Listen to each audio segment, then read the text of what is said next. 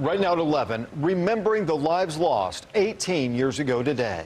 This is a live look at this morning's ceremony at the 9/11 Memorial Plaza in downtown Manhattan.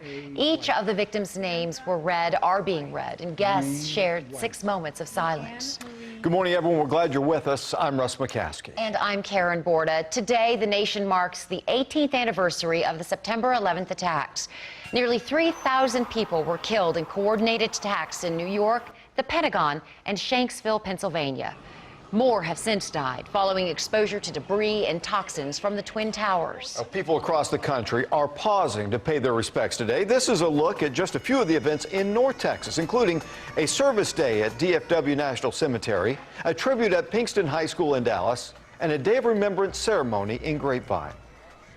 The number one question I am always asked when people meet me is, were you there for 9/11? And I simply answer yes. Yes, I was.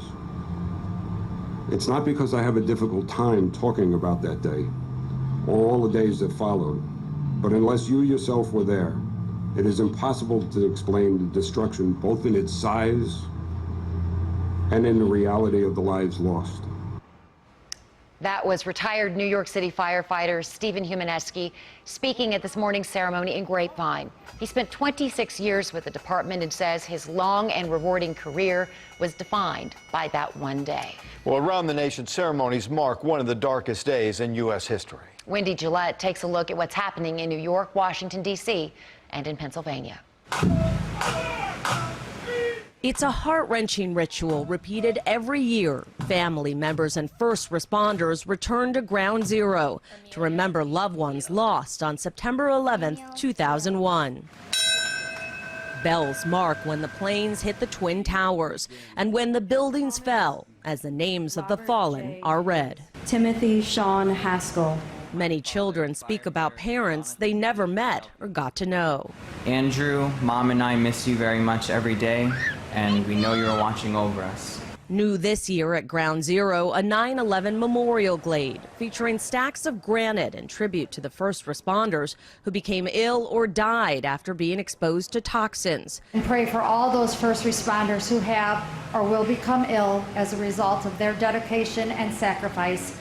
Nearly 3,000 people died on this day 18 years ago. And while the neighborhood here in Lower Manhattan has changed so much since then, the love and sense of loss remain the same. There's so many milestones that he's missed. This one is kind of hard. In Washington, D.C., President Trump attended a ceremony to remember the people who died when a jet slammed into the Pentagon. The First Lady and I are united with you in grief. And near Shanksville, Pennsylvania, Vice President Mike Pence paid tribute to the passengers on board United Flight 93.